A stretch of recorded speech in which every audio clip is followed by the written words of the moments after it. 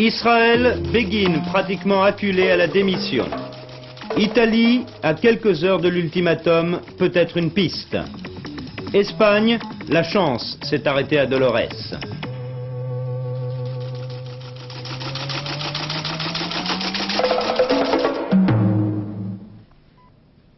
Mesdames et messieurs, bonsoir. En Israël, l'on pensait qu'au cours du Conseil des ministres de ce matin, les désaccords entre plusieurs membres du gouvernement amèneraient le Premier ministre, M. Menachem Begin, à remettre la démission de son ministère. C'est que le départ de M. Begin signifierait peut-être un changement important, notamment sur le plan international, dans la politique d'Israël. En tout cas, on peut le supposer. Mais il n'y a pas eu de démission Begin. Les choses se sont arrangées par la démission du ministre des Finances. Édouard Laure, notre envoyé spécial à Jérusalem, nous dit s'il y a simple replâtrage ou si le gouvernement Begin a maintenant des chances de durer. Le premier à se présenter au Conseil comme si rien ne se passait, le ministre des Cultes, pourtant accusé de corruption et de poterie. Suivi du ministre de l'Éducation, qui menace depuis un mois de démissionner si on n'augmente pas les enseignants. Ce que lui refuse le ministre des Finances, dont les coffres sont vides et qui annonce froidement augmenter les enseignants, et ce ne sera plus 130% d'inflation, mais 200%. Et à son tour, de lancer sa démission. Avec, au milieu de cette tourmente politique, un Premier ministre fatigué, dont on ne sait plus très bien qui il représente aujourd'hui en Israël. Le Conseil aura duré plus de 7h30. 7h30 de négociations, et chacun s'attendait à l'annonce de la démission du Premier ministre, ou au minimum à celle d'élections anticipées. Chacun, en fait, s'attendait à ce que Begin sorte de l'impasse politique dans laquelle il se trouve depuis plusieurs mois, d'une manière ou d'une autre, mais en évitant de donner l'impression d'un échec complet. Et effectivement, tard cet après-midi, le ministre des Finances est venu confirmer sa démission, avec cette nuance qui reflète parfaitement la politique israélienne depuis 4 ans. Une démission qui ne sera effective que mardi. Que le cabinet se réunira à nouveau demain matin pour examiner les conséquences de cette démission et parler aussi, ce qui officiellement n'a pas été fait aujourd'hui, d'élections anticipées.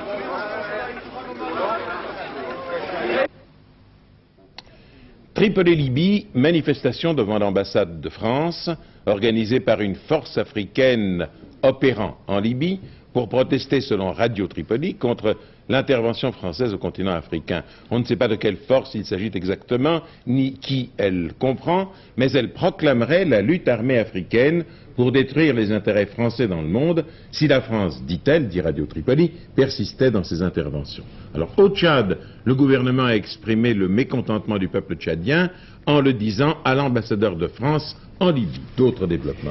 Effectivement, entre Paris et Tripoli, les choses vont un peu plus mal ce soir. Face à ces menaces libyennes, la France, pour sa part, a renforcé les effectifs des différents contingents militaires qui ont été envoyés ces derniers jours dans plusieurs pays africains francophones. Il faut rappeler que la France a envoyé ses troupes parce que les chefs d'État de ces pays l'ont demandé. En ce qui concerne ces forces françaises, depuis vendredi, de différents aéroports militaires en France, et notamment de la région de Nantes, il semble qu'une sorte de mini-pont aérien ait été mis en place pour transporter plusieurs éléments de régiments d'infanterie de marine jusqu'en Afrique, notamment pour Bangui. Au ministère de la Défense, on se refuse pour l'instant à donner des informations précises. Mais d'après certains spécialistes, l'armée de l'air est elle aussi prête à envoyer, si l'ordre lui en est donné, des bombardiers Jaguar pour renforcer les 4 appareils du même type qui se trouvent actuellement à Libreville au Gabon. Ce qui inquiète la France, c'est que la Libye aurait de son côté accentué sa présence militaire à Djamena avec des blindés et des chasseurs MiG-23 de fabrication soviétique. Monsieur Jean-François Poncet, le ministre des Affaires étrangères français, a quitté ce soir la Côte d'Ivoire où il se trouvait en voyage officiel pour Luanda en Angola. Avant son départ, il a fait une déclaration très ferme. Il a dit « Nous répondrons avec détermination et sans hésitation aux demandes des pays africains s'ils se sentaient menacés ». Et il a ajouté et fait un rapprochement entre les tentatives de déstabilisation de l'Afrique par les Cubains et l'action actuelle de la Libye au Tchad. Excusez-moi. Monsieur Giscard d'Estaing a eu aujourd'hui un entretien téléphonique de 3/4 d'heure avec le chancelier Schmitt, le premier de l'année. Les deux hommes ont constaté une nouvelle fois leur identité de vue sur les principaux problèmes internationaux et sur l'entente amicale entre les deux pays. Le président de la République répondra le 27 janvier pendant 1 heure aux questions des journalistes de la rédaction d'Antenne 2. L'Élysée précise à ce propos l'importance des sujets liés à l'actualité internationale, notamment à l'occasion de l'entrée en fonction de M. Reagan le 20 janvier, des événements intervenus en Afrique et des récents développements de la situation en Europe. Mardi 27 janvier donc, prenez date, le président Giscard d'Estaing répond aux journalistes d'Antenne 2 dans le cadre de la série 1 heure avec le président de la République. La dernière émission de ce genre avait eu lieu sur FR3 en mai 1980. En Italie, l'angoisse monte. Le juge Giovanni D'Urso sera-t-il exécuté par les Brigades Rouges? Si l'ultimatum de celle-ci n'est pas accepté, les brigades exigent que les principaux journaux italiens publient intégralement dans les 48 heures à partir d'hier, donc 24 heures encore, les communiqués des détenus des prisons dites à haute sécurité. Dans un premier temps, la presse italienne a rejeté l'ultimatum. Le pape Jean-Paul II, à l'Angélus aujourd'hui, a dit qu'il priait avec ferveur pour que la vie du juge fût épargnée. Par ailleurs, on recherche activement un professeur de criminologie de l'Université de Florence, Giovanni Senzani, qui serait un gros bonnet des Brigades Rouges et qui aurait participé à plusieurs meurtres. De Rome, le correspondant permanent d'Antenne 2, Victor Vraman. Je supplie notre Seigneur, a dit le pape, pour qu'il touche les âmes de ceux qui ont entre leurs mains la personne et la vie du magistrat, pour qu'ils réfléchissent sur la gravité de leur attitude. Il y a plus de 2 ans maintenant, lors de l'enlèvement d'Aldo Moro, le pape Paul VI s'était mis à genoux devant les hommes des Brigades Rouges, et cet appel, encore plus précis et direct, aux terroristes, n'avait rien donné. 17 jours plus tard, les Brigades Rouges exécutaient Aldo Moro. Cette fois, l'exécution du juge Giovanni D'Urso pourrait survenir dans les 48 heures. J'ai là, sous la main, les principaux journaux italiens. La Repubblica, le Corriere della Sera, il Giornale, la Stampa, il Tempo. Tous ces journaux ont répondu non à l'ultimatum des Brigades Rouges qui disait « ou bien vous publiez intégralement les communiqués des détenus politiques des prisons de Palmi et de Trani, ou bien nous exécutons le juge Giovanni D'Urso dans les 48 heures. » On dira que c'est une condamnation à mort. Eh bien c'est vite dit, car enfin ce ne sont pas des journalistes qui ont enlevé le juge Giovanni D'Urso et qui l'ont condamné à mort. Qui sait d'ailleurs si les Brigades Rouges avaient réellement l'intention de libérer le juge Giovanni D'Urso? Qui sait si elles n'ont pas lancé cet ultimatum en sachant parfaitement qu'il était inacceptable?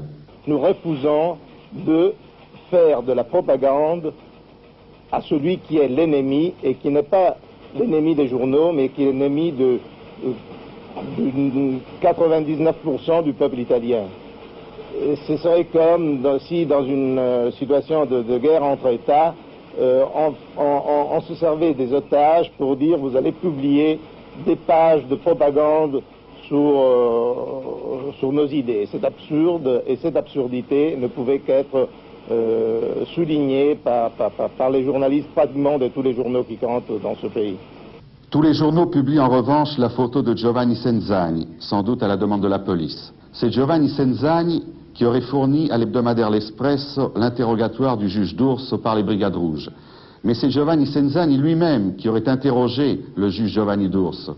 C'est peut-être lui qui a indiqué aux terroristes les noms des magistrats qui seront assassinés par la suite par les Brigades Rouges. L'enquête se poursuit, comme on dit, mais l'ultimatum des Brigades Rouges, lui, expire demain après-midi. Iran, dans l'affaire des otages, la délégation américaine continue son séjour à Alger, par où passent, vous le savez, toutes les négociations entre Téhéran et Washington, mais il est évident maintenant que si les Iraniens n'acceptent pas les propositions du président Carter, M. Reagan, son successeur, ne se considérera lié par rien. Selon le New York Times, les États-Unis auraient proposé à l'Iran de verser en 2 fois environ 70% des avoirs iraniens gelés aux États-Unis, au total quelques 10 milliards de dollars, environ 45 milliards de francs. Dans l'équipe du président Reagan, l'homme fort, c'est le général Alexander Haig. Nommé secrétaire d'État, c'est-à-dire ministre des Affaires étrangères, il s'est présenté hier devant les sénateurs qui l'ont interrogé, entre autres choses, sur le rôle qu'il a pu avoir dans la fameuse affaire du Watergate, qui a abouti à la démission du président Nixon. Nixon, qui était du Parti républicain comme Ronald Reagan. Voici un portrait du général Haig par le représentant permanent d'Antenne 2 à Washington, Jacques Sitt.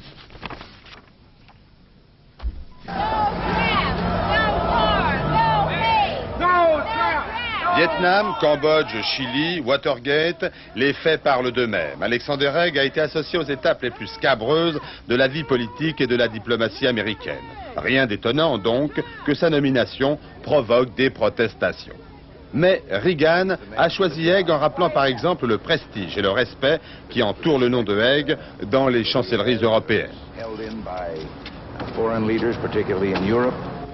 Mais la tradition américaine et sa démocratie obligent les ministres désignés à répondre de leurs activités passées devant une commission sénatoriale avant même de prendre leurs fonctions.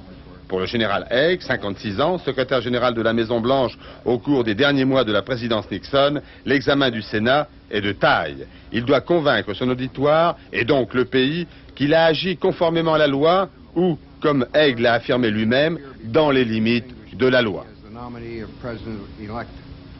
L'ancien colonel du Vietnam a connu une promotion fulgurante. En quelques années, ses qualités politiques plus que baroudeur en ont fait un général 4 étoiles proche de Kissinger et de Richard Nixon. C'est pourquoi aujourd'hui Haig doit expliquer le rôle qu'il a joué au cours des années du Watergate. Est-il à l'origine des tables d'écoute branchées sur des journalistes ou des hauts fonctionnaires? A-t-il préservé à l'époque la fonction du président pour le bien de la nation ou a-t-il été son complice? Aurait-il négocié avec Ford le pardon de Nixon? Le général Haig vient de faire valoir qu'il avait déjà été interrogé 8 fois sous serment dans le passé et qu'aucune enquête n'a révélé une quelconque culpabilité de sa part. Donc, la nomination du général Haig ne peut être remise en cause à l'issue de ces audiences.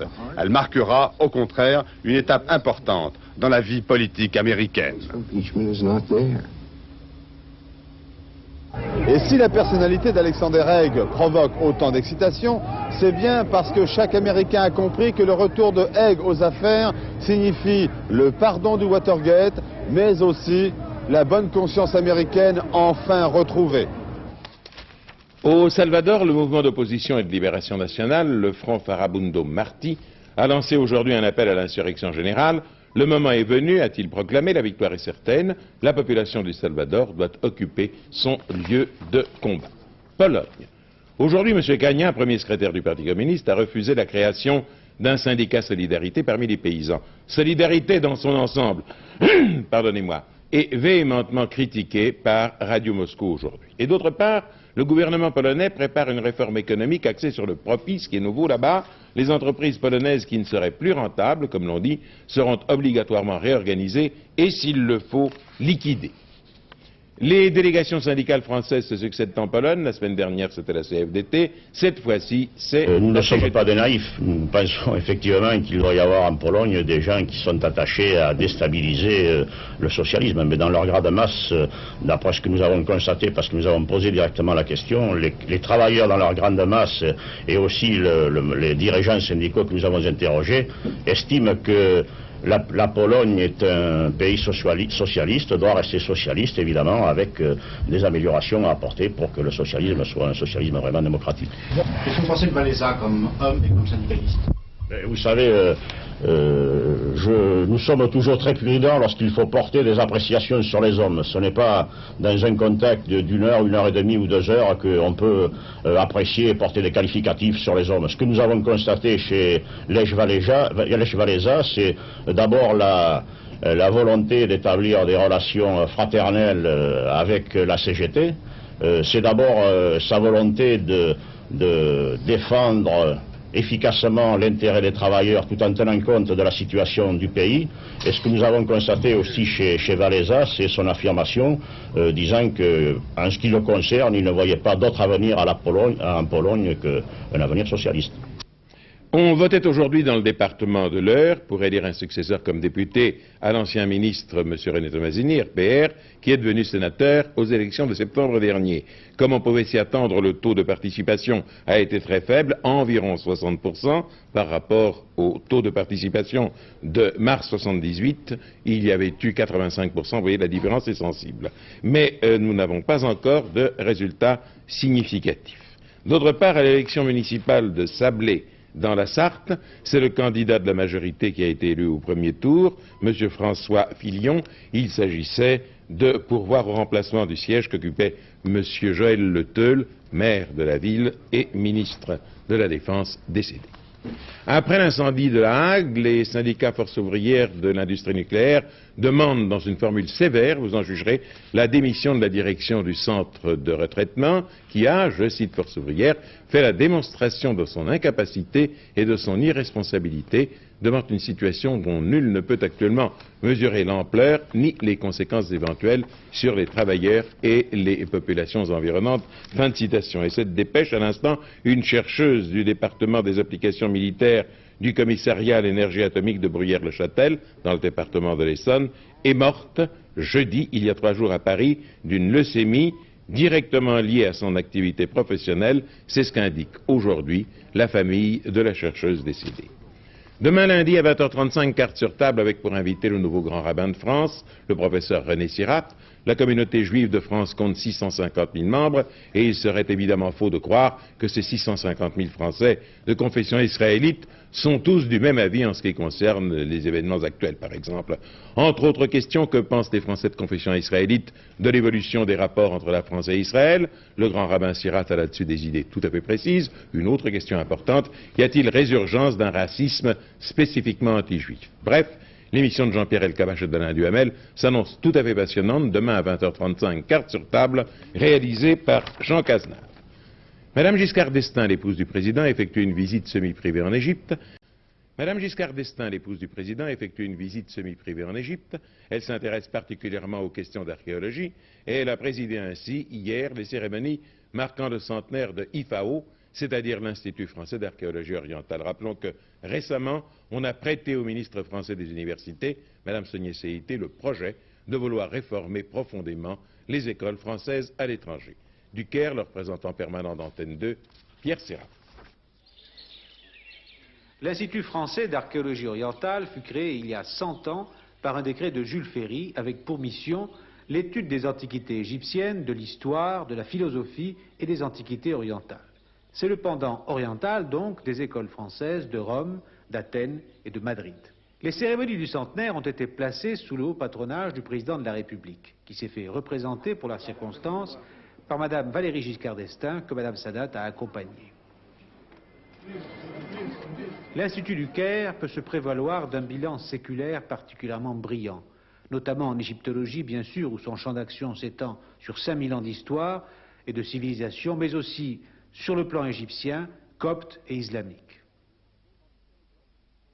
On peut le diviser en deux grandes périodes. Une première période pendant laquelle, faute de moyens financiers d'ailleurs, l'Institut s'est borné essentiellement à aider le service des antiquités, qui est Maspero, et ensuite à relever des monuments, à copier des textes. Et la deuxième période, beaucoup plus longue d'ailleurs, a commencé, dès qu'on a eu des moyens financiers suffisants, à fouiller. Et à fouiller, nous avons fouillé d'abord à Abu Roache, où nous avons trouvé la très belle tête de Didoufri. En réalité, nous en avons trouvé 2 d'ailleurs. Il y en a une qui est au musée du Louvre et l'autre qui est ici au musée du Caire. Nous avons fouillé ensuite à Edfou, un site de l'Ancien Empire qui a produit beaucoup de monuments.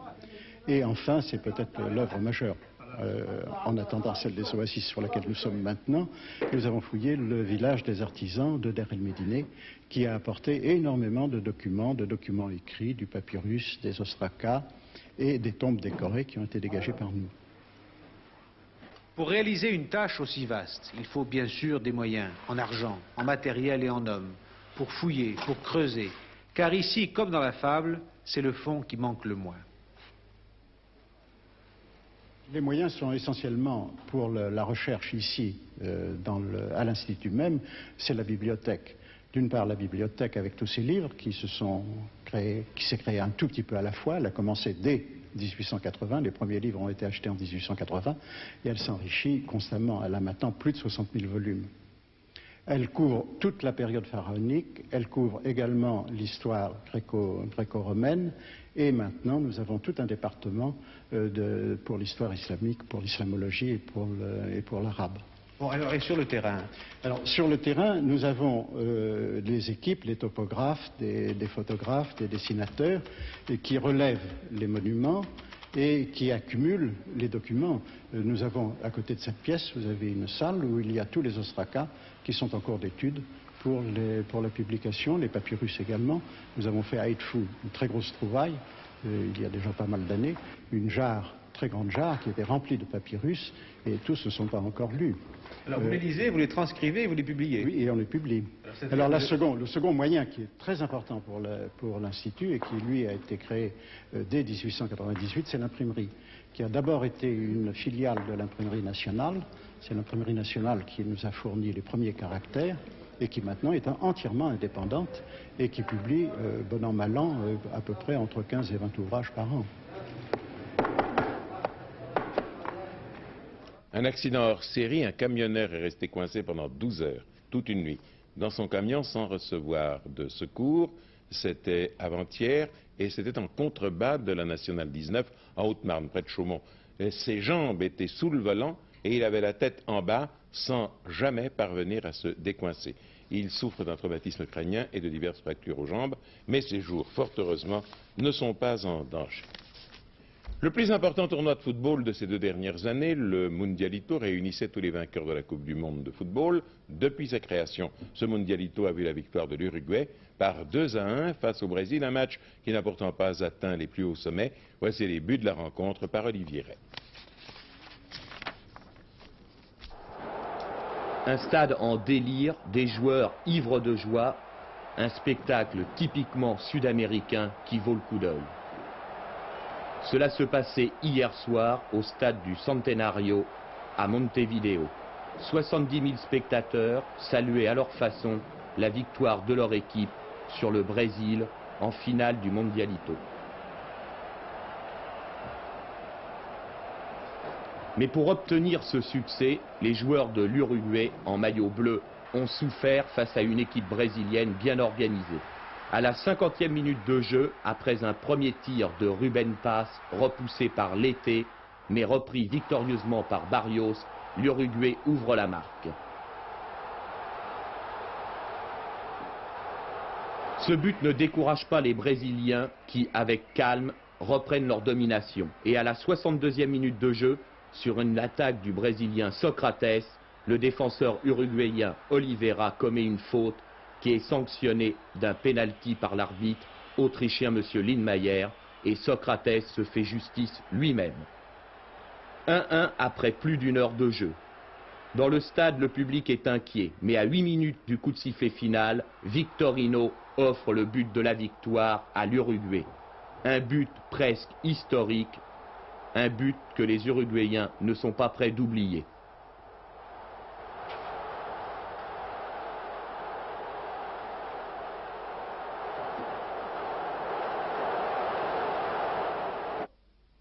À Vincennes, plusieurs épreuves importantes, dont le prix de Belgique, où Yantin a continué le cours de ses victoires. Vous en verrez un extrait dans un instant. Et le tiercé prix de Rouen, celui-ci a été remporté par le 11 Karim Delamotte, devant le 4 Kelly Dop et le 2 Kohol. Les commentaires de Pierrette Bresse sur ce tiercé.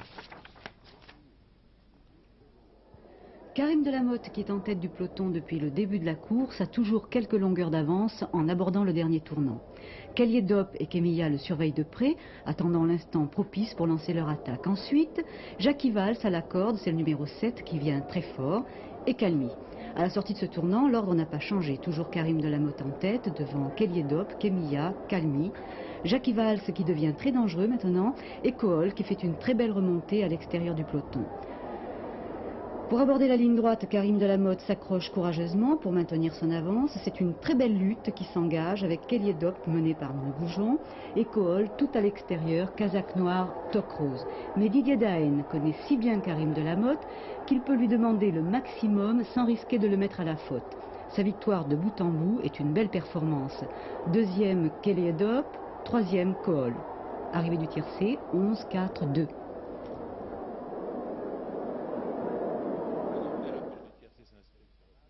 Dans l'ordre 827-50, ce n'est pas mal.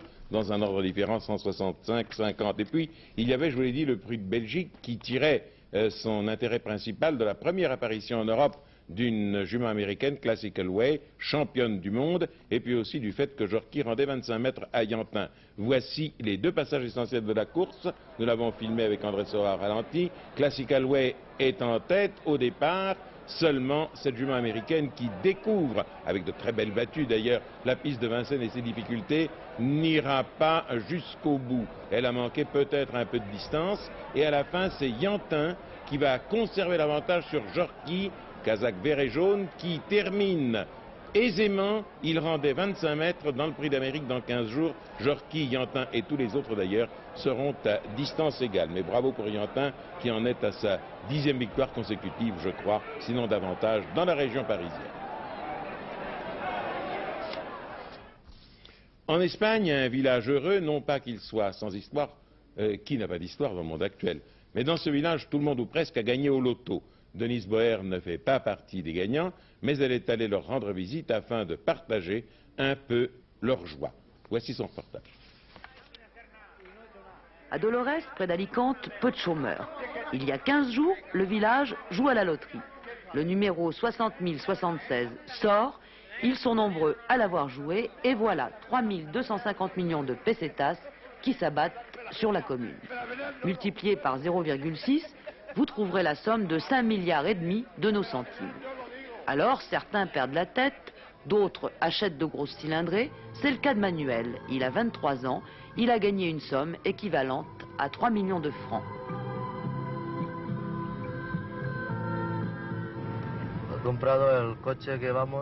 Je viens d'acheter la voiture dans laquelle nous sommes. La voiture, un appartement, et puis un terrain pour me faire construire une maison de campagne. Vous avez une fiancée? Non. Et vos amis ont changé depuis ce jour? Non, mes amis continuent d'être les mêmes, c'est toujours pareil. Vous allez vous marier? Oh, il faut d'abord trouver une fiancée, et puis lui parler mariage. Mais ce n'est pas un problème de trouver une fiancée. C'est un plus grand problème qu'avant, car je ne sais pas maintenant avec quelle intention elle viendrait.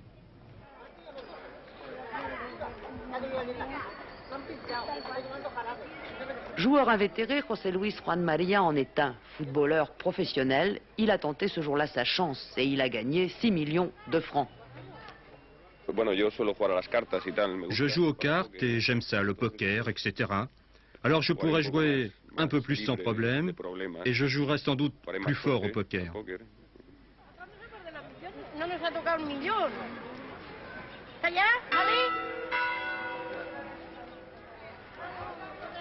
S'enrichir en un jour de 5,5 milliards de centimes n'est pas une mince affaire. Aucune ville n'a été courtisée comme les Dolores depuis 15 jours. Promoteurs, représentants de toutes sortes ont donné l'assaut. Mais à Dolores, une fois passé l'allégresse et les mois des premiers jours, le calme est revenu. Et le maire, en tête, a raisonné ses administrés. Pour sa commune, ce don du ciel est vraiment l'aubaine. Nous, à la mairie, nous pensons faire une concertation, demander à un économiste de venir pour envisager ce que l'on peut faire dans la commune, que l'argent reste ici et que ceux qui ont gagné n'investissent pas dans de mauvaises affaires. Les banques promettent beaucoup et je ne voudrais pas que l'argent se perde. C'est pour cela que nous voulons nous concerter pour créer une coopérative ou une société limitée où tout le monde pourrait créer des emplois et qu'un village soit prospère. Aujourd'hui, le plus riche de tous à Dolores, c'est Julio. Il livre l'eau potable dans les fermes avoisinantes. Marié et père de 5 enfants, il décide lui aussi de jouer et gagne, écoutez bien, 1,2 milliard de centimes. Mais Julio garde la tête froide. Je me lève, je prends mon café, mais à la fin, avec le temps, je devrais changer. C'est la normale des choses. Mais changer pour faire quoi? Ce qui se passe, c'est un peu tôt. J'ai la tête pleine d'idées.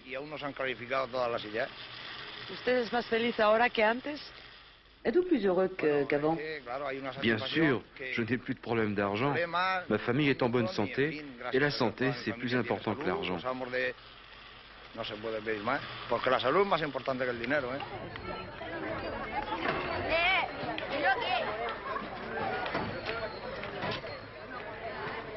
Un petit peuple cousu d'or dans un environnement pauvre, c'est aujourd'hui Dolores où le calme est revenu. Néanmoins, le vendeur de billets de loterie continue sa tournée en quête d'un nouvel Eldorado.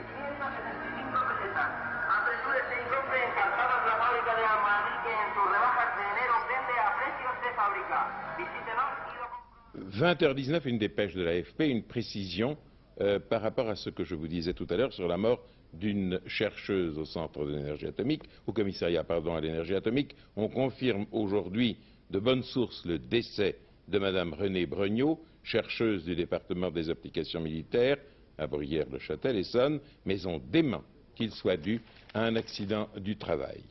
Il a neigé dans le midi de la France aujourd'hui et la neige a été abondante sur la région de Toulouse et sur la Catalogne et le Languedoc. Le temps médiocre demain persistera sur le midi méditerranéen, pluie sur le littoral, neige dans l'intérieur. Sur le reste du pays, le ciel sera généralement dégagé en début de journée, mais il fera froid, les gelées pouvant atteindre -5 à -7 degrés. Une nouvelle zone de pluie pénétrera sur le nord-ouest du pays. Elle sera précédée par endroits de chute de neige et elle s'étendra, la dite zone, dans la journée au bassin parisien, aux Ardennes et au Pays de Loire. Résumons d'un mot, il fera plus froid qu'aujourd'hui.